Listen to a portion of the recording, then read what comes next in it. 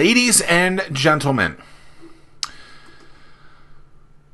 I am thrilled, excited, and absolutely flabbergasted to be bringing to you someone who understands his industry better than anyone I personally know. And honestly, it's better than anyone else I know personally. If you have been watching anything recently about restaurants online, you have seen that they have been uber creative during these times, during the crisis that we currently are going through. But the person that I'm going to bring on is someone who you can take the things that we talk about, crisis or not, and really use to catapult your business. Now, this man is the former owner of one of the greatest lunch spots in downtown Norfolk, Virginia, called Three-Way Cafe. He once had like 16 million people like, engage, share, see a piece of his content on Facebook, and once convinced an internet personality who is a 4-time best-selling author to DJ, I don't know why I said DJ, to make food and drinks and cocktails for his events. The man that I bring to you right now, well, his name used to be Bachelor Kitchen. And so I wonder, now that he's married, is the kitchen now called Married Kitchen or what? Because I think that's the most important first question right now. When you have a brand called Bachelor Kitchen, is the new name when you get married called Married Kitchen? Sir Chris Hill? Tell me what you think. Guess what? Well, I should have actually. Someone hop right now and see if Married Kitchen is available on the interwebs. If not, I'll buy it from you. We'll create a whole new brand. Well, that's like, it's like, you got to be careful with things like that, right? Like when you have a brand that's attached to something that you might do in the future. Were you not worried about that back in the day? Yeah, I was, but I saw an opportunity, and I knew that I could maybe scale it in a way that would work. And then because at the time when I started building Bachelor Kitchen, nobody knew who I was. I knew I had to build some sort of relevancy around myself as a chef. And so, yeah, I saw that as an opportunity to get some more awareness. And that's kind of what allowed me to then, once I got enough awareness, I then turned into Chef Chris Hill. But it definitely helped me get to where I was, at least to a certain point. And then kind of I wanted at some point to let my personal brand be my name so people could recognize me and I could kind of be myself. So when you were nobody, what did you do to start to get people to actually see you? I did it pretty dumbly, but this was back in the day, back when you didn't really have Wix or... Well, dumbly, like what year are we talking about at this point? So I started Bachelor Kitchen in maybe 2010 or 11. I spent a bunch of money on buying the domain, which is probably the first mistake. So if someone does own marriedkitchen.com, Chris has clearly just said that he is dumb enough to rebuy something that he shouldn't be buying. Well, yeah, I definitely won't. Okay, but I'd rather spend the money on that than before. I spent a bunch of money on building a website, and at that point, we didn't have Weebly or Wix or Squarespace, and even like things like WordPress weren't quite as functional. So I spent probably $5,000 on a website that was very, very basic. Yes, but then from there ended up building a studio kitchen and doing a lot of recipes in the studio, and it was cool. It was a lot of fun. It definitely got me to where I wanted to go, and then made kind of a left turn, I guess, and started focusing more on the actual restaurant industry itself versus sharing my favorite recipe for ahi tuna or chicken salad. Well, that's interesting. Okay, so that's interesting because I think that's what's really, really interesting. Obviously, I'm big in doing things that are different, but the thing that actually started working for you is that you stopped doing what everyone else did, right? And so you were doing the kitchen restaurant things, right? The cookbooks, the going on the shows, the making those things. And that's the content, if you will, 10 years ago, back in 2010-ish time frame. That's the stuff that you were doing because that's what everyone else did. But it was when you switched that things actually started working from a content perspective. Yeah? Right. Well, yeah, exactly. And if anyone, I see we have a bunch of folks from my page watching. If y'all have any questions, leave them in the comments. Maybe Zack can check them out. But yeah, Zack, I saw that there was 1,000 recipes for chicken salad, or like I said, ahi tuna, or that roasted salmon, whatever it might be. So to kind of break through trying to do that was going to be very difficult.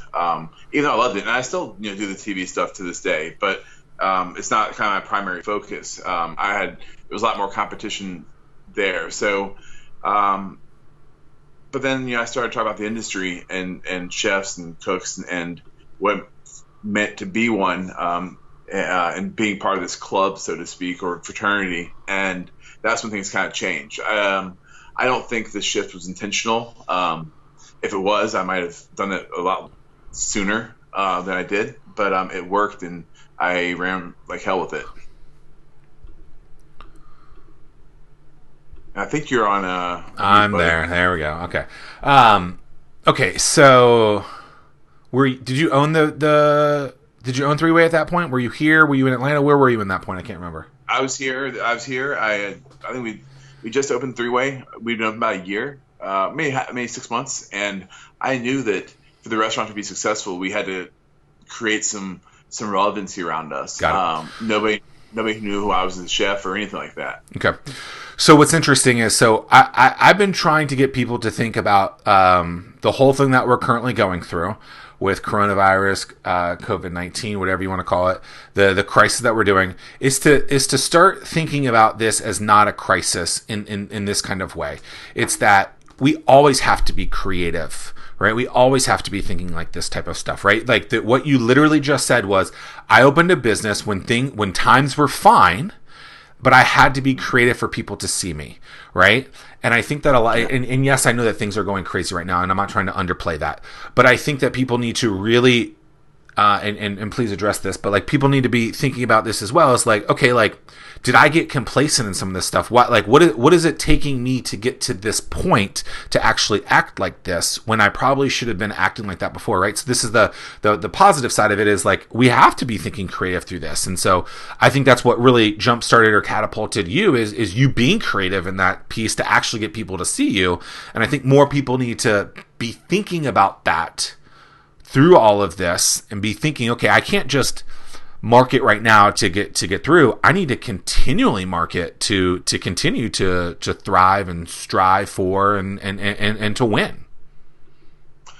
Yeah, so I think there's a lot of people that are having to take the situation we have now, and last Wednesday or Thursday, here we are, like a week or so ago, they started the kind of full lockdown in a lot of places, and I think a lot of people had to kind of on the fly, in the moment, come up with some ideas, which is why I put a blog post out there talking about some different things that you can do to generate revenue now to create. I mean, the bottom line is there's revenue streams that are no longer there for a lot of restaurant people right now. So how can you tap into some new ways to get some money from your customers, essentially? The problem is, like you said, people are having to kind of on the fly do this versus if you have it kind of in place, at least that mentality in place, then you're kind of ahead of the game. And I think just like any other market opportunity, the first movers are the ones that kind of usually get the worm. So the ones that already had that creative ideas kind of in place, they're already ahead of the game. So why do you think businesses aren't acting like that, hadn't been acting like this? Well, I think in part because it's been pretty good for a really long time, and nobody could have predicted anything like this. I mean, right? Nobody. It's bad everywhere in a lot of different industries, but I think the restaurant industry, tourism, hospitality has gotten hit probably harder than anybody. It's well, they said the NCAA tournament alone is $1 billion business, and that's what, 3 weeks. Right. Oh yeah. So I mean, I would consider that tourism.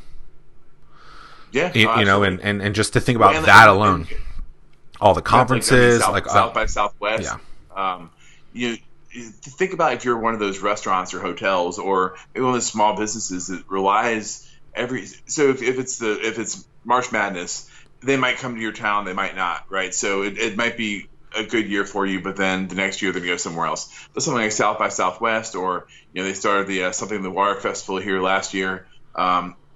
If you're relying on something like that as part of your sales projections, that could be huge. And I think they're talking about last year. I think it was like 82,000 restaurants closed in the USA, and they're probably going to hit that number by before summer starts this year. And a lot of these restaurants probably will not open up back up, which is sad and it's hard, and it's a good lesson I think for a lot of us.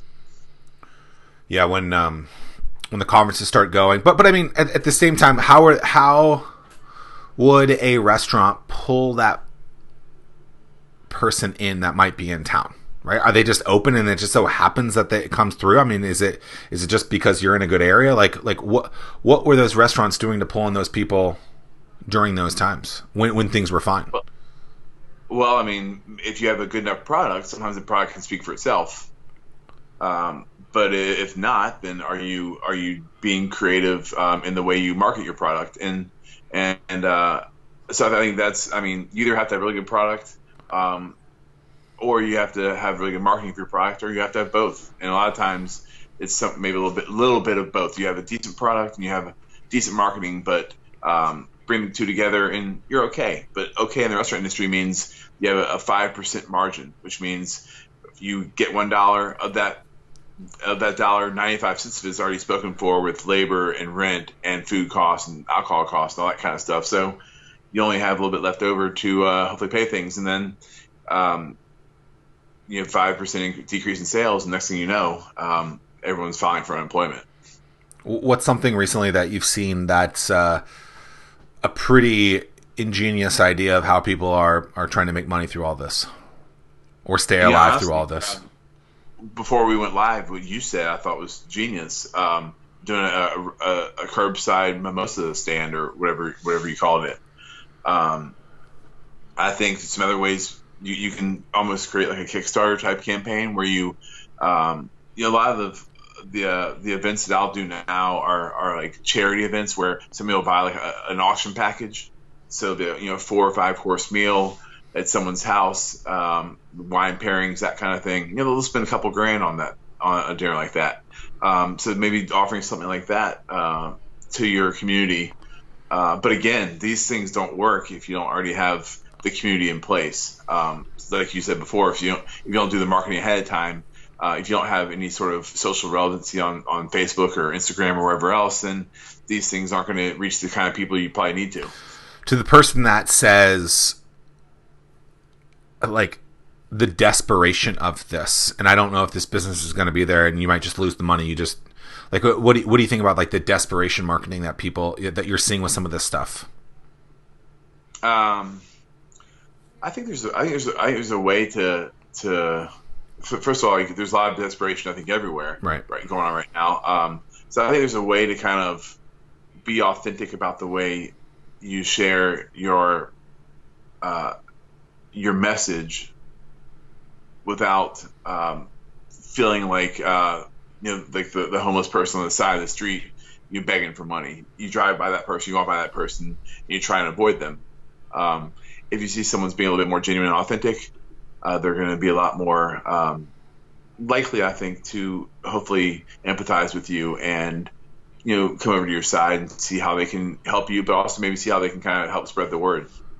So what would you do to encourage someone to go through that kind of scenario? Like, how does, I think it's easy to say authentic. I think it's easy to say certain things, but then to actually articulate it and to actually develop a plan to get through it, and not, because I've heard people say, well, I don't want to buy from that person, because they're saying buy gift cards for this, so-and-so company, but in the email it says we're going to close if we can't do this. So then that company I appreciate the person sending out the note saying, hey, things are tough, but what can they do to make sure that that company will actually buy and not worry that, oh my gosh, is this person even going to stay open for me to be spending my money? Because I feel like that's what we're trying to get through, right? Is okay. I think the businesses are I think many, most of us are trying to keep open these businesses, these restaurants. But then some of these other messages that are going out seem to be like, well, if I do that, am I as a business or a person going to lose out because I'm trying to help this person? And then you lose the money, or like, what are your thoughts on that? Right. Well, and like a lot of us don't think about too, like in the restaurant industry, at least, the one that I'm most familiar with, a lot of us are encouraging people to buy gift cards or to get to go. A lot of times the to-go stuff being a lot more expensive than it would be if you were to get to go somewhere else. Like a lot of these high-end restaurants are offering to go. You might spend $20 a person on those items, whereas you might normally spend $10. But the people who are asking to buy this stuff, they might be struggling too, right? Like it's not just restaurant people, but it's other people getting laid off. I know a lot of people that are getting pay cuts. A ton of unknowns too. Yeah, right. Yeah, exactly. Ton of unknowns. So yeah, I think that's an interesting way to kind of navigate it. I'm not sure, like you said, how do you? I'm not sure the answer to that. What you said with are they gonna be open or not? I wouldn't probably put out there that hey, we're going to likely close or we could close, but maybe. Yeah. So I saw stuff like Monday and Tuesday. I saw messages Monday and Tuesday from businesses, basically with a very similar message to that, where it was like, hey, we're going to close if you don't help us. Well, and like you can, all right, the messaging. So you could say, we're going to close if you don't help us. Or you can say, with your help, we can keep providing you guys with good food that we know you love, that we love bringing to you. You're saying the same exact thing, but in one way, you're making somebody have a guilt trip essentially for not helping you, and then if they don't, you're gonna be on the side of the street. The other way, you're saying, hey guys, like we love doing this. We might need some help to keep going, but you're not directly implying that it's their fault if you close. Because if you don't help, and what they're saying is it's your fault that we're closing because you're not helping us right now, which is kind of a shit way to position to put somebody in. Right, and again, like, I'm not trying to underplay this in any kind of way, but these are the messages that I am seeing, and I'm reading them, or people are telling me about them, and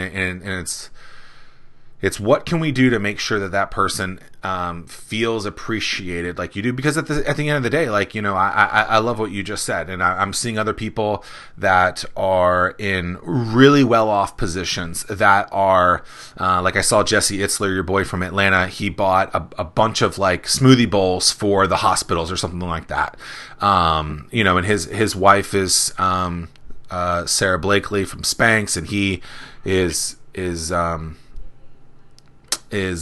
pretty well off himself, so he can do things like that. And so it's interesting to see people do that, and I think it's great and encouraging people to do that. But from a business perspective, I almost think that it's not even necessarily just the messaging or the storytelling on that. It's how you're getting that messaging out.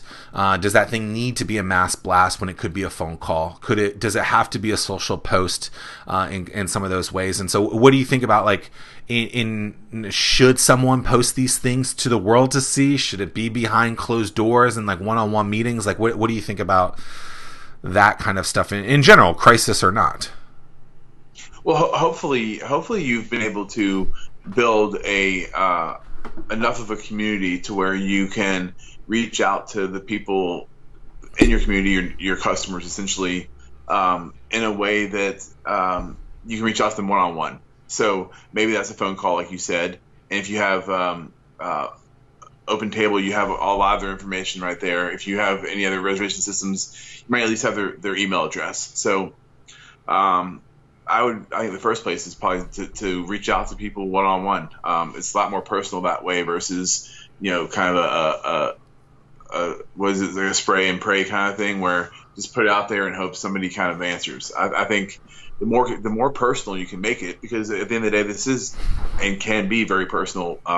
Every business has a unique story with what's happening with them, what's happening with their employees, and be able to tell that in a way that people can connect with is going to be, I think, really powerful. And the more you can do that, where somebody feels like you're talking to me versus you're talking to a whole stadium full of people, it's going to be a lot more compelling. Well, and I think when you do one-to-ones and you really think about the early stages in a business and creating those first champions, you're kind of going back to that to that in your arsenal, where you're like, okay, like who are our like A players, who are our A customers that we can go to and look at and say, hey, this is what we're going through, and this isn't a social post, this isn't a mass blast email, these are our 10 customers that come in very frequently, and we're gonna reach out to them and say, hey, we want you to know that we're gonna stay open for as long as possible. We appreciate you during these times.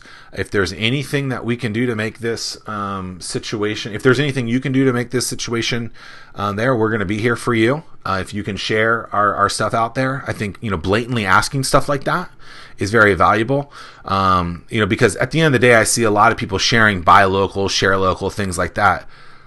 But that's just it. There's not like, I've walked into a couple of restaurants in the last few days. There's barely anyone in these places. So I don't think that message, like, I think it's very easy for someone to share something. It's very difficult for someone to pull out that wallet. And so I think people have to be more blatant in the ask and saying, hey, come here at any time, not just, hey, like, we'd love for you to be here. It's like, no, like, they're like getting that actual, like, if you had a restaurant, today, and you were like, hey, Zack, I need you to be here today. You directly saying that, putting my name in there, being there, like, that's way more impactful and more likely for me to be there than for me to put something on Facebook. It's like, hey, we're open, things are tough, like, please be here if you can't. Oh, buy local, whatever. Like, it's not the same. And I think people have to sit there and be like, pick up the phone, see people, and really try to encourage them and blatantly ask, hey, be here. And I think people have to be really clear on that. One of the things that really worked for me when I was, trying to get people to buy my book, so I could, go up the whole Amazon rankings, all that kind of stuff, was instead of, hey, would you mind buying a copy of my book, was just changing a little bit to where it said, can I count on you to buy a book? And just kind of count on you. One of the things you kind of spoke up a little bit was, if you have those 10 customers that come in religiously, every restaurant, probably even some shitty restaurants out there, have 10 customers that are there all the time. And Kevin Kelly wrote the book, 1,000 True Fans, where this is really more for a person, but if you have a certain number of fans who will support you, who will buy anything that you have, reach out to them. Think about how much they spend over the course of a year. What would be a way that you could get some of that revenue from them from now? So, like, doing the things like I said with the Kickstarter, or sometimes I'll say people can reach out to the companies that book holiday parties. Maybe they'll book ahead of time. Maybe you can sell those gift cards. Buy 100 and get 125 free. Something like that, or 125 total. So, are you hearing people saying, like, obviously they're telling us to obviously they're saying stay inside and stuff like that. Could you hear that? Okay. Yeah, so people obviously were being encouraged to stay inside, to self-quarantine and things like that. To the restaurant that is saying, hey, you can come in here and we can feed you. Maybe not in a dine-in standpoint, but a dine-out, a carry-out perspective, or delivery. What words would you say to a restaurant to say, hey, here's how I would articulate that your worries of contamination, I don't know what the right word is of receiving the virus or whatever, by still holding the handle, opening doors and things like that. Like, because I feel like some people are probably maybe afraid of that, putting a credit card in a machine, punching the buttons. Like, how do they get around some of those things that they might be consuming, saying, OMG, this is like, I'm terrified of this. of having to put it, because if you think about it, it is pretty disgusting that we put a number in, when you're putting your credit card in and you got to like touch all these screens and stuff. Like how does someone get through that? Because I think a lot of people right now are terrified of thinking of that. So how do they, is that something that they should get in front of? Is that something that they should talk about? Like, what do you, on the germaphobe side of it, like what can a restaurant do to ensure that things are going to be, gravy? Well, so first of all, just this might be a little bit a side note, but I teach like the food safety class, and one of the things that I talk about a lot of times is, like a waitress takes, go to the table, take the orders. The menus are filthy, right, from people holding them. Then they go with now dirty hands. They drop them off the hostess stand. They go to the computer, punch the orders in. They can go pick up some plates. All these different things are contaminated all the time. So if you weren't worried about it before, hopefully at least worry about it now, and we'll continue to be at least cognizant of it. I think this will hopefully at least be one of those situations where it will help all of us to be more mindful of it in the future. So that's one of maybe the good things that can kind of come about. Now, in terms of getting ahead in front of it, I think I played golf on Friday, and one of the things that they post on Facebook, all the different ways they're going to kind of get ahead of it. In terms of in the clubhouse when you're paying, how you prefer credit cards. But then when we actually got there, same thing. Like the guy, he's spraying everything down. He's wearing gloves. So I think doing whatever you can to think about all the places where, how could somebody actually contaminate this? I think a lot of people are getting worried for good reason. But like I was in line at I was at Trader Joe's yesterday, and it was like social distancing 6 feet away from everybody. And I thought I was about that far away from this dude, and it's this like probably 7-year-old dude, kind of surfer guy with his hat backwards. You got too close. Bro, get off of me. He's like, you see the sign 6 feet, and I'm like, are you like some people are getting super sensitive about it. So I think about these things is important. Well, at this point, actually, I don't normally do this. I look down at a text while we're doing this. I just got some text saying that Virginia schools are closed for the rest of the year, right? So, to me, it's like, this isn't going away. When are we going to, start taking this seriously? Because I think, the more situations like you just went through, it's like, you're in that situation isn't even that bad. Like, I was looking at stuff like in Miami where people are like, there's tens of thousands of people on the beach. It's like, come on, guys. Like, I how many weeks do I have to play inside, right? And then everyone else is still doing this, and then we got to wait longer because of that. Like, I get why that guy was getting angry at you, because he's like, I don't want to stay inside anymore. But also, oh yeah, for the longest time, they've said, if you're young, you're fine. But my mom and dad are alive. My wife's grandma is alive, and she's going to be turning 90 soon. I'm terrified for all of them, right? Because who knows what happens, And the doctor who was the original whistleblower in China, he was in his 30s. So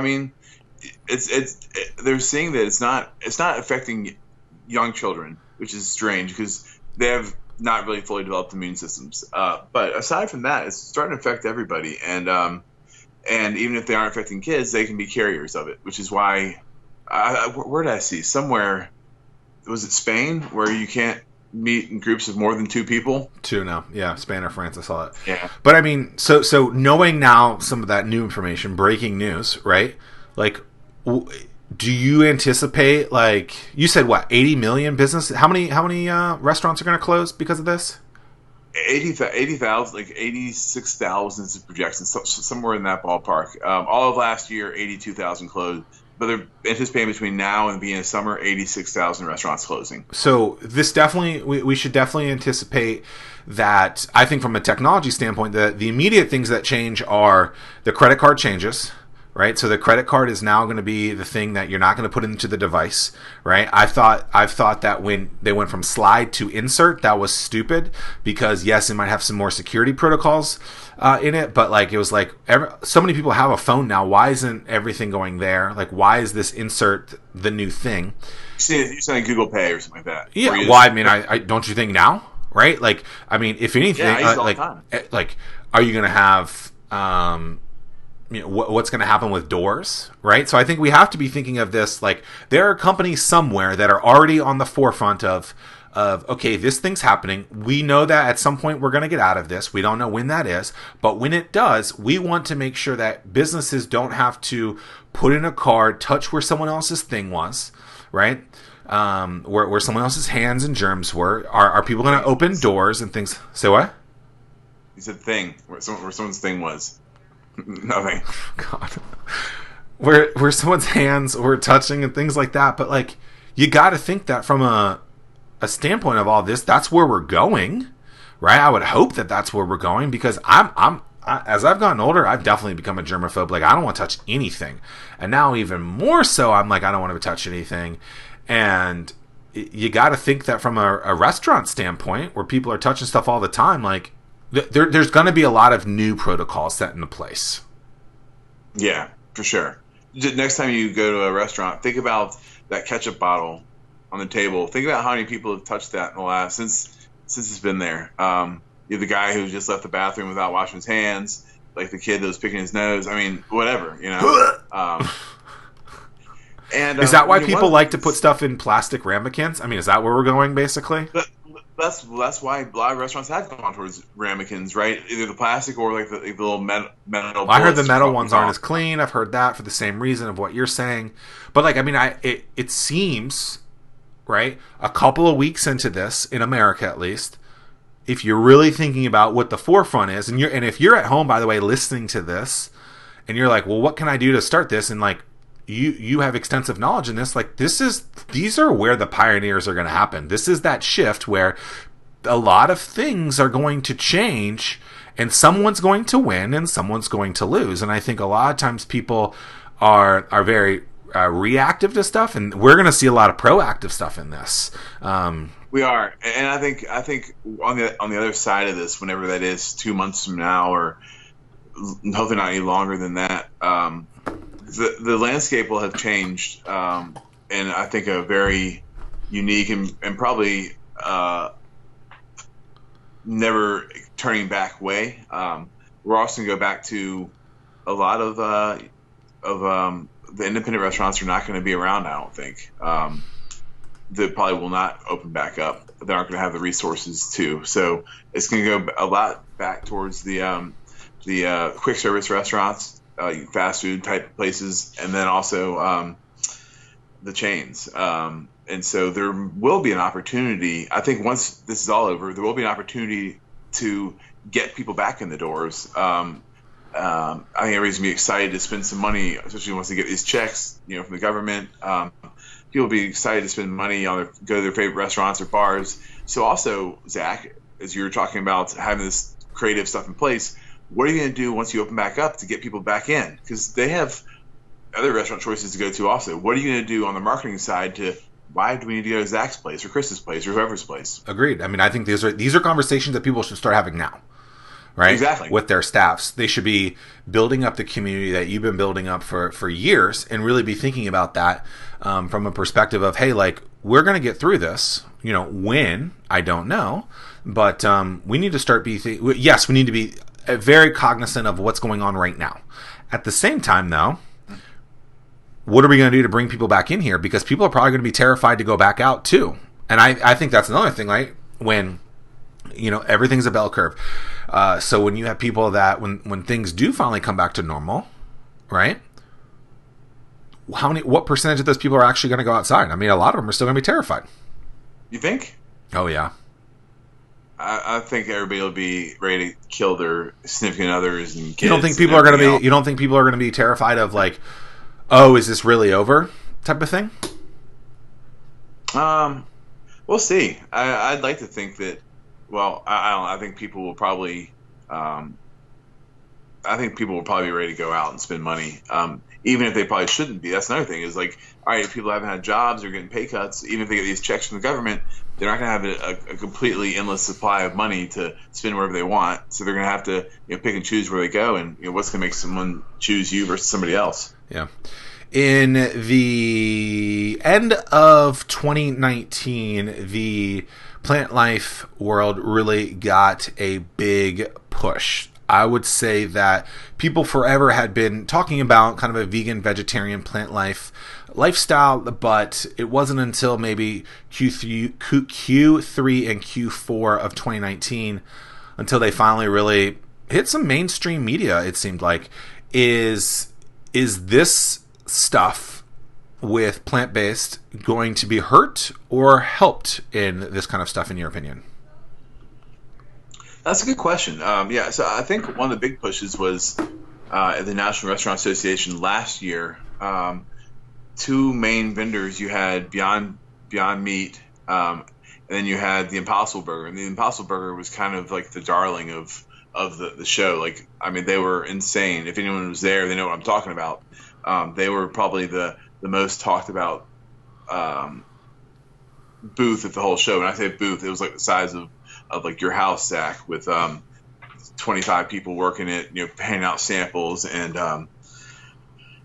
so that I think kind of initiated it. Then you had brands like Burger King, doing the Impossible Burger and showing up kind of everywhere. I think that if nothing else, this whole coronavirus, this whole epidemic, pandemic, whatever, is going to be help us all to be a little bit more conscious of what we're consuming, what we're eating, being healthier.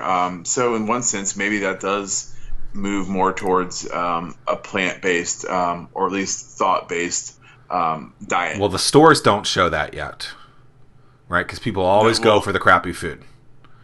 Well, and you're also thinking, I mean, the way people are, and I haven't seen the numbers or even heard much about the numbers at stores, but one thing you have to think about is, when they say to buy stuff, they say to buy stuff that's you can freeze, or that's gonna have a long shelf life. It's gonna have the preservatives, and also you have to buy stuff the kids are gonna eat. So you're buying like your Chips Ahoy or Oreos or your chicken fingers that are pre-made, or corn dogs, whatever for the kids. The kids, aka for the Chef Chris Hills of the world that love that type of stuff. Because if you really think about it, and to me, like I did go plant-based over the last 6 months or so, and I still haven't had it in months, and so it's funny because I go to the store and all that stuff's there. Now, granted, it's perishable, and I got to be very cautious of that. But it'll be interesting to see, like, it had such a big swing. Is that something that gets screwed in this? And so that'll be also from a business industry standpoint, like what happens there. So you said you think that. Go ahead. What were you saying? I was just saying, I think anything that had momentum is going to have to regain momentum. Like, right. Pretty much everything has stopped, right? So anything that had momentum in a marketing standpoint or trend standpoint is going to have to kind of pick back up. So you mentioned the fact that you think that big brands are going to be fine and the little boys and girls are not. So say that one more time? Yeah, so basically the big franchises are going to be fine and the little mom and pops are going to go to the wayside, if you will. I mean, is that so do you think this is the official demise, and will be the official demise of the buy local movement? No, but so, I mean, what you had was, over the last 20 years, you had an opportunity to tap into the local community, and with that, people started to get more excited and rally behind the local type restaurants, the farm to table, the local from scratch, whatever you want to call it. The problem is, with so many popping up, it's kind of like looking at the whole craft beer scene. There's so many craft breweries out there that there's not one or two, there's a few, but once you go kind of on a local level, there aren't a small handful that run everything everyone has a little piece in the game. So if the game gets hurt, everybody gets hurt. So I think that's what we're gonna see. I think we're gonna see a lot of restaurants instead of having some main players that aren't chains. All the ones that aren't chains are gonna, since they have such thin margins, are gonna have a tough time recovering. I think there's gonna still be a strong interest in healthy and local and organic and farm to table and all those what can in a lot of senses be buzzwords or marketing words, but it'll be interesting to see how that goes. Have you seen the documentary Super Size Me? I think I've seen parts of it. The one where Morgan Spurlock. I definitely know. Yeah, Morgan Spurlock. Yeah. So he made a second one. Have you seen that? Oh, did he? Okay. And so what was that called? The second one is called Super Size Me Too. Clever name. Oh, okay. And the premise of that is he figures out how to open his own fast food joint, but is able to get accreditation, if you will, on all of those labels that are on stuff like USDA, grain-fed, or whatever, stuff like that. You should check it out. It's very interesting to see how easy it is for someone to get a label, I guess. Well, and like, I mean, you think of like the term like cage free. Cage free means they can spend up to 8 hours outside their cages, but if they're in a huge pen with all these other chickens and they're like in the middle, they're not gonna be able to even get out. And the then, door like, so he does that. Okay. Shit everywhere.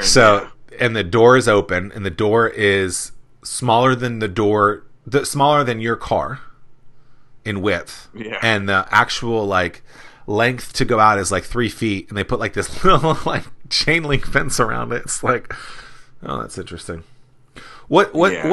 So I know I brought up some things that are somewhat on the negative side, and that's more to get people to really think differently. Like, hey, you don't have to be so negative.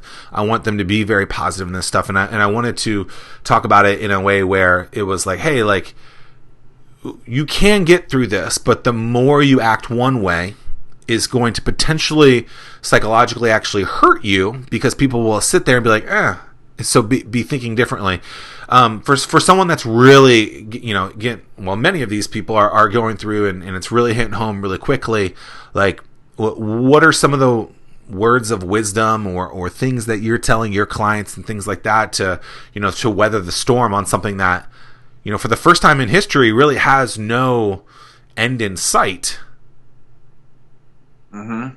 And that's what's scary. I think a lot of stuff we talked about with so if you can focus on what you can control. Obviously there's not much else you can do. You can't control what's going to happen with the local legislation or what they're telling you to do if you can only have 10 people or whatever else. So I think focus on what you can control. I think focus on taking care of the people around you. If you can do that, then I think at the end of the day, that's kind of one of the only few things that we have, are the people, whether it's our family or our work families. I love that, though. And I've been saying something recently, and I don't know if I stole it from someone. It just came to my mind about a month or two ago. It was like, it was snowing outside, and I was training for my Ironman or for my marathon or something. And it was like, I don't really want to go outside. Nice little plug there. Nice little plug. No, on the marathon. Yeah. He did marathon like 3 weeks ago. Before this craziness happened. But it was basically like, it's snowing. And it's like, I control the effort, not the conditions. Right? You control the effort, right, not the conditions. And so, I think a lot of people need to realize that, like, yes, this sucks, absolutely. But like, you gotta know that you gave every ounce of everything, not just like, oh, I did this one thing and it didn't work. Like, push everything possible. But also always do that, crisis or not. Right. Well, and as it relates to that too, it is okay. So, and then on a personal level, say you got laid off. Hopefully, there's going to be some compensation coming soon for a lot of people. But say you got laid off, or say your pay is cut, or say you're just having a tough time in general. What can you do between now and when the storm passes to be in a better place than you were when it started?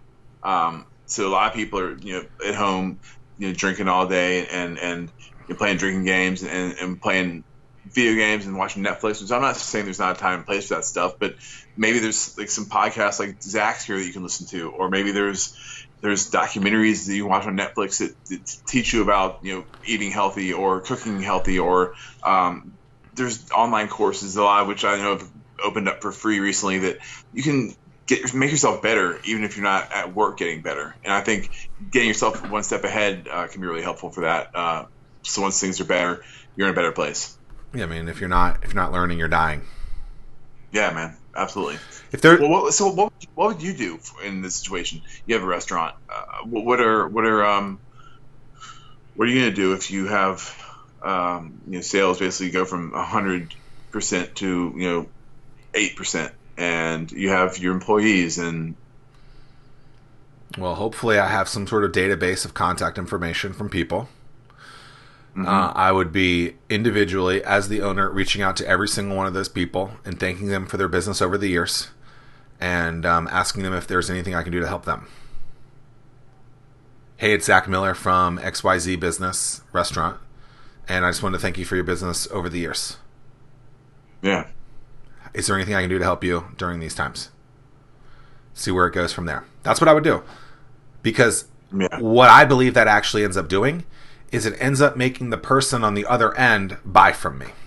I'm doing it altruistically. I'm doing it because I'm invested in my community, right? Like when all this started happening, like, and you are a good friend, so it's not like we don't talk anyway. But like, I said, what do you think about all this, right? And so it's like, just do the things that you should, like, take a deep breath. Do the things that you should have been doing anyway. You should have been calling everyone on your street anyway, saying, what's coming up soon? Is there anything I can help you with? Is there anything that I can promote for you? Right? All about them. Right? And but I mean, how many business owners do you think ever did that? I had a space on Granby Street for 5 or 6 years, and like, I don't even know if I could say a handful of business owners ever came in and actually introduced themselves to me, even though I could make them thousands of dollars a month from my business alone. Right. So again, when I talk about crisis or not, that's what I mean. It's just like, you should have been doing that.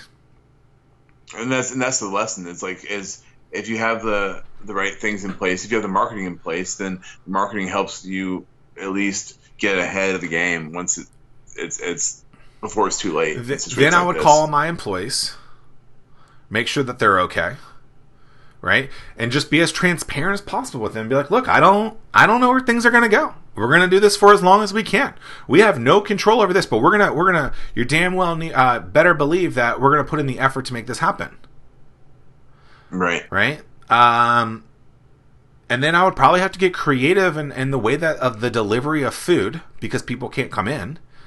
But and like, I say this because you should be able to call, you should be able to do this and call that person because you already know them, right? Hey, so-and-so on the 13th floor of the building next to me, I wanted to introduce myself as a business that's been here for 17 years.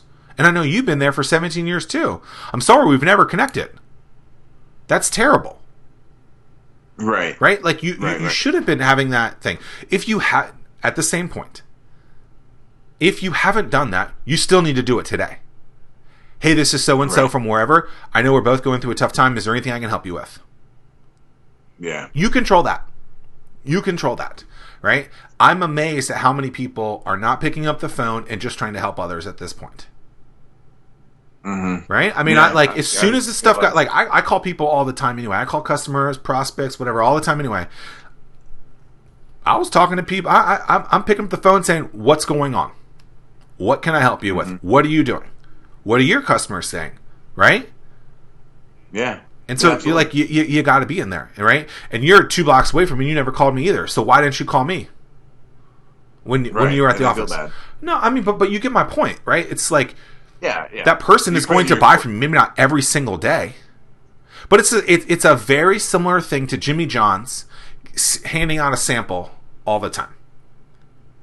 Right? Mm-hmm. But the sample could have been you, the business owner, calling other business owner, just saying, hey, like, how are you? The same generosity is there. Yeah. I mean, it's not even about the sandwich. That's just a simple reminder. Right. Right? And I think people miss that too much, right? It's like, it's. I don't think you're really buying Jimmy John's because you got this little thing, this little sandwich. But it's no, it's a reminder. I agree 100%. One thing I would say for restaurants, if anyone's trying to get this whole pickup thing going, is set up some. There's like the Amazon lockers. Set up almost like the Amazon lockers outside your place, or even inside, and have someone that kind of helps stock those. They can spray them down and everything. I saw a business that did. I just saw a post. Jason's Deli, apparently that has a bunch of stuff that they normally have in bulk that they're now selling from like a restaurant perspective or a kitchen perspective that they were selling to normal people. So like, hey, we have some vegetables, we have some noodles, things like that. I thought that was interesting, right? That's not something that they would normally do. I thought that was interesting. Yeah. But again, I would really sit here, and if I was talking to someone, I'd be like, who have you called? Whose door have you knocked on? And I think the overwhelming majority, I think 95+% of people are not even doing something close to that. They're waiting for people to come to them. Yeah, they're waiting for people to come to them, and they go, oh, why isn't it coming? Because you haven't done anything. You posted one thing on Facebook and hoped that it worked. Yeah. Mm-hmm. Right? Yeah. I mean, It's like, I remember like there are times where like I would have an issue with some delivery system on like a DoorDash or something like that. And I wouldn't get the answer quick enough, or I wouldn't get the answer that I wanted. I'm like, I'm one of you. I guarantee you, if you look through your database, I'm a big customer of yours. And you haven't done anything for me. Like, I'm asking for this one little thing. I'm basically saying, hey, they forgot this. And they're like, whatever, is basically the answer. I'm like, I buy from you all the time. That's terrible customer service. Right? And you're really their customer. I'm really their customer. I'm one of those top customers. Right? I mean, it's like, what, Zappos, Tony Shea, you familiar? Mm-hmm. Yeah, he says, we're not a shoe... If you buy anything, you can send it back. We're not a shoe company. Zappos isn't a shoe company. We're a customer service company that happens to sell shoes. Right. It's not the customer's always right. It's not like the customer's always wrong or anything like that. It's like, what can we do to make our customers feel like respected and appreciated? Or people that are on our street. To go to an extreme example, I don't know if you ever heard the story about one of their employees ended up being on the phone with one of their customers for like 10 hours. Oh, really? It was the lady was locked out of her house and she was waiting on somebody. It was a long story, but they ended up having all these things in common, and they ended up talking until I guess this lady's husband got home or something like that. But yeah, I think, and that just goes back to what we talked about before with like the whole human side of the business. Everyone's going through this challenge in a different way. But everyone, going through everyone. There's not one person in this world that is not affected with this at this point. And it's like, right. I hope that things like this makes people realize, like, hey, like, call people, pick up the phone, message people, right? Like, it's 2020. We should be communicating with people, our loved ones, our friends, customers. I've always really tried to be super appreciative of everyone because I genuinely like people, right? You and I met like randomly, and then somehow we became friends, and we've stayed connected since then. And it's just like, come on, people, like, connect with people. Right. Well, and Zach, to reiterate your point and to emphasize reaching out to somebody, you call the person down the block or whatever, you have to go into that conversation or that phone call expecting nothing in return. Right. Actually wanting to deliver some value or to help this person, knowing that you might not get anything out of it. But I think a lot of people make that phone call and then they're pissed when that person doesn't come in or make an order right away. And that's not the point. The point is to make the phone call to help somebody. On the back end, there might be something helpful that comes to your business as a result. Well, and if you would have done that thing earlier, when you do make that desperation call, it's a lot easier because then, it's basically back to a sales funnel, right? Right. you know, I just met this person. That means I'm not going to make money from them for for several more steps. But I'm introducing myself being like, hey, I'm about to go under. That's not a good time to do it. That's why these things are important. You think about, like, if you need a favor from a friend and you haven't talked to them in 2 years and you email them, that's going to be pretty awkward. Or they make, screw this guy, I haven't heard from Zack in 2 years. If you, at least every 3 months, hey, just checking in, hope things are well with you guys. I have a favor to ask. They're going to be a lot more likely to listen if you keep the conversation going. And that's what it's all about. Whether it's personal life or business, it's all about relationships. Yeah, 100%. What's something that we haven't talked about that you want to talk about?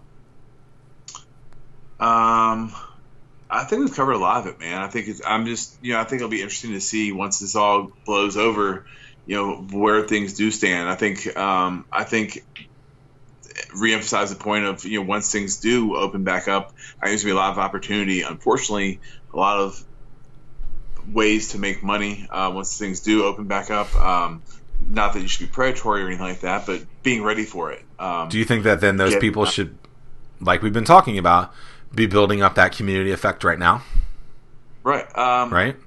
Yeah, I mean, maybe like not like, hey, I'm about getting ready to. No. But like knowing that you're gonna like I think. Yeah. Absolutely. Instead of waiting for that thing, I think it becomes predatory in that kind of case if you're not being proactive in this and you're not still trying to create those relationships at this point, right? Because then, right. And that's why you just pick up the phone and say, hey, what can I do to help you right now? Yeah, 100%. Right? I mean, for all you know, that person is buying catering for his business every single day and didn't even know about you, even though he's right next door to you, because he drives in to the garage and just doesn't see you, and because you tried helping them, it's there. And you're not trying to do anything except for help that person. And I think people underestimate how powerful that can be. Mm-hmm. Yeah, 100%. When does someone close their doors? Well, I mean, I think a lot of places are closing doors temporarily, laying people off, and then, hey, once things are better, we'll hire you back. So, file for unemployment, get some money from someone else because we can't give it to you right now, and then, assuming you enjoy working here, we'll have a job for you once we open back up. Now, in terms of staying closed in the long run, I think there's, again, it goes back to that. There's like that 2 or 3%, maybe 5%, maybe 8% for a good restaurant if you really streamline things where that's your profit margin. So if you sell a $500,000 a year, which is probably an average restaurant, I would think, independent at least. 5%. That's what, $15,000 a year, something like that. Am I doing that right? Yeah. So that's not a whole lot of money. Then when you open back up, you have to think about inventory. You're basically getting a whole new starting inventory, right? Of products. So why do you think people don't watch something like a Restaurant Impossible, a Bar Rescue, even though they have access to those things, and learn from stuff like that, from a marketing perspective? Yeah, I think it's kind of like trying to have a conversation with somebody about something that they need to change, and they're the person that needs to hear it, but they're like the only ones that aren't willing to listen to it. It's not time, right? I think it's just kind of a disconnect or not having that kind of growth mentality. I don't know the answer exactly to that question about when do you close for good, but I think we'll see it happen with a lot of people just not being able to get back off the ground. Hopefully there's enough assistance from the government to at least help, because restaurants are a staple of the community. I think that's why in the state of Virginia alone they had it closed, because I think they said 45% of people get their meals from restaurants a day, which seems like a lot. Oh, really? Wow. Well, that's why they hadn't been closed yet. Is this the stat that I had heard or something like that? And it was from the governor himself. It wasn't just like some post to be posting, which I thought was a dramatic number. Yeah, that's I mean, almost half of someone's meals, or half of the state's meals. And I don't know the specifics of it, if it's people eat out, of the entire state, which is what, 15 million people probably, 10 million people, whoever knows, 5 million of them eat a meal out a day, I guess is what that's saying. I don't know. But still, it's a lot. Yeah, well, yeah. When you think about quick service, yeah. But it's just even like Maryland went to non-essential businesses have to close. I'm not sure if restaurants fall into that category or not. I think they normally do, is my understanding. Yeah, it sounds like it based on what you're saying with Governor Northam. So, I mean, what do you think from not to get political or anything like that, because I don't like to talk about politics in things like this, but like from a governmental perspective, like, is this something where, like, because you really can't control this stuff, you think that this industry needs to be, I don't know if the right word is bailed out, but like it is pushed to be saved? Like, where does that come to this situation? Yeah, I think the National Restaurant Association has worked with the government so far, starting about a week ago with submitting some proposals for, I think it was around $140 billion worth of bailout, quote unquote. They're also talking about maybe using some of that for loans, which I don't know if that's the answer either, because then you have to pay those loans back. But basically loans to be able to take care of employees during this kind of crisis. I think this is a time when the government, if no time other than right now, needs to come together and realize that, hey, like our people need us right now. We need to put our differences aside and figure something out. Yeah. Yeah, it's definitely it's just interesting. It's unprecedented times, and there are a lot of unknowns, right? I mean, it's like I told you, I got a text a few moments ago saying that, what are we looking at? April, May. So that's 3 months basically for no more kids in school. And right. Where are they getting their meals and things like that? I mean, it's all very, very new and unknown, and there's no precedent there. If some people want to, there's definitely one of those times, in 30 years when we're 60 or 70 or however old, we'll look back and this very specific moment in time and how things changed because of it. Do you think people that were thinking about a side gig, people that were thinking about doing their own thing or making supplementary incomes or things like that, is this a good time for them to do stuff like this? Is it really just sit back and wait? Like, where are you on that kind of spectrum of, hey, like I've been thinking about this forever, and is now the time, or what do you think? I think now's the time to kind of build up the behind the scenes stuff.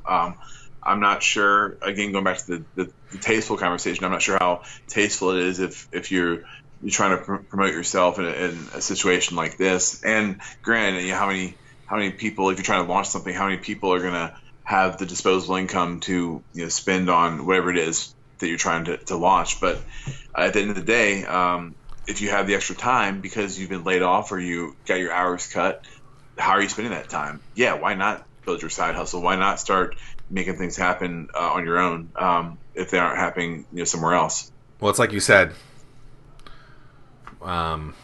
People are sitting around drinking like crazy, Netflix. I don't know. I'm all about people living their lives. I've always said that. I'm not the guy who says you got to work 24/7 and things like that. Like, I definitely believe that when you're on, you should be on, but you should definitely have off times as well. But I do think that those people. But you shouldn't be treating this like a vacation. You shouldn't be treating it like certain people are treating it like a vacation. Yeah, I mean, I think a lot of people need to be really thinking about this as like, okay, like I fully anticipate whatever happening, me getting through it. What can I be doing to make it better? So do you think now just restaurants aside, from a social perspective where people are just consuming so much, I'm going to say negativity just around this in general. I'm going to say that this thing is just a negative thing in general, right?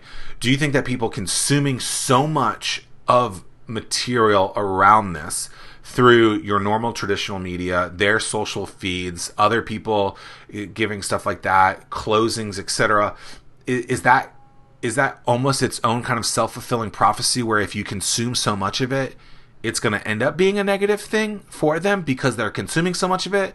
And what could they be doing otherwise to make things more positive, if you will? Yeah, I definitely think. I mean, it's interesting because there has to be the communication. But I mean, you know media very well, Zach, having been in it before. Like, there's also, you have to remember, there's an agenda on that side too of telling the stories that are going to get people to click or to watch or whatever else it might be. So knowing that is a good place to start. Now, I mean, just my thing is, all right, if you're used to working 40 hours a week and you're cut to 25, well, you do that extra 15 hours. All right, maybe you're doing something with a few hours, but how can you make those extra 15 work hours? Maybe it's learning your finances personally better so you get out of debt once this whole thing is over. There's different ways to work without being at the office or being at the store or being at the shop. Well, you can't travel, and I think actually something that's really ingenious. Were you gonna say something first? I was just saying, and like you can't go to the gym. I mean, there's a lot of limitations. But what's interesting, what my point was going to be is actually around gyms. Is so you have these gyms that are like, hey, like we're doing online things, and you can still do stuff. And so I appreciate that businesses are being smart in the fitness industry, that are being smart, saying, look, this is what you can be doing, right? Like I follow this guy, Nick Bear, online, and he has a supplement business, and they don't have like a workout thing, but he started posting workouts for people to do because he knows he has a community of people that are probably not working, sitting at home doing other things. And he's like, this is what you could be doing, right? And as far as I can tell, I'm not an expert on what do I want to? I'm not an expert in. And definitely not fitness. I'm not an expert in crisis, right? I'm not an expert in these things, but from what I can understand, they're saying it's okay to go outside and work out. Right? And so it's not like you can't work out, right? They're saying don't go to a gym, right? And so it's, don't use this, like you said, as a vacation. Use this opportunity to better yourselves, to read those books. Like if you don't have a library card, I hope that you have a library card because you can go to Overdrive, or you can download books, or you can use Hoopla or Audible. Like consume. Find someone that you want to watch, read Making the Cut, listen to the Making the Cut podcast, listen to my show. Like all these type of there's so much content out there that you can learn from these people. And go back 10 years ago when we started doing this content, right? Don't necessarily watch it now. Say, what did they do to get to here? I think that's a very valuable thing, and I love that certain industries are aren't just like, you can't do anything, right? The gym's closed. What are you going to do? No, the gym's closed, and here's your answer, right? And I love the restaurants that are like, hey, we're closed, we can't do this, but here's your margarita bar that we're going to give you, you get to buy. Now, yes, there's legislation. Apparently they're not legislation, but they're being a little bit more lax on the ABC office with that. Good. Maybe that'll continue that. But I love that people are being creative in this, because that's what you got to do during these times. And then don't forget about the creativity that you've learned when things get back to normal, because you'll go back to the same spot.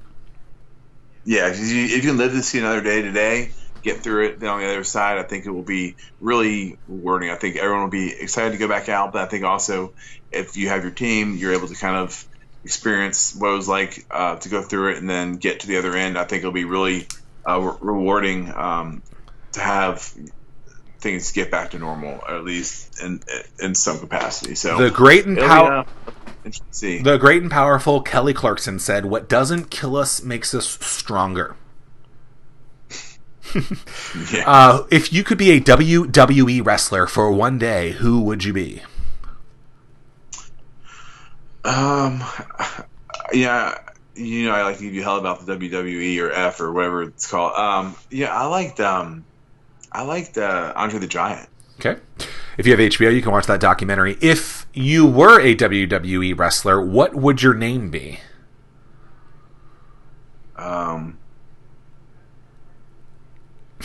That's a good question.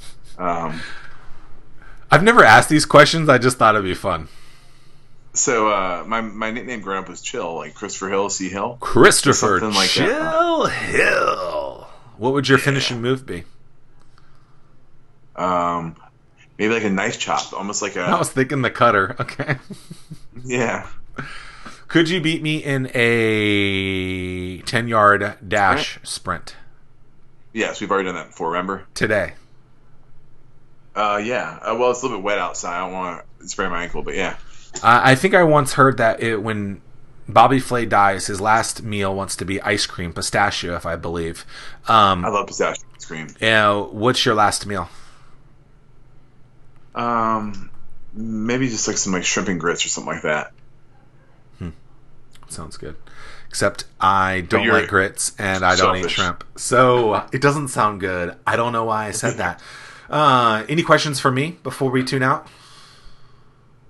I think we've covered a lot of them, man. I liked your answers for what you tell a restaurant if they're about to have to deal with something like this. Yep. Please pick up the phone. Please make relationships with people. Like, yeah. But you should always be doing that. Enough. Yeah. Yeah. All right, ladies and gentlemen. All right, brother. This has been a wonderful edition of Zack Miller Says, and that right there was the former Bachelor Kitchen. Now it's the Married Kitchen, but if that website is in existence and you own it, he will buy it for lots of money because he likes to spend money that he shouldn't. At least that's what he said earlier in the show. He probably wouldn't actually buy that because now at Married Kitchen, he has to talk to his wife and who knows what would happen. But follow him, Chef Chris Hill. All you have to do is search engine Chef Chris Hill. You can find me at Zack Miller Says everywhere on the interwebs. That's ZACK, like it says right there, not Zach. Zack Miller Says everywhere. Thanks for listening. Listen to Chris some more. Listen to me some more. We bid you adieu and thank you for listening. Peace and pancakes, y'all. Peace and pancakes.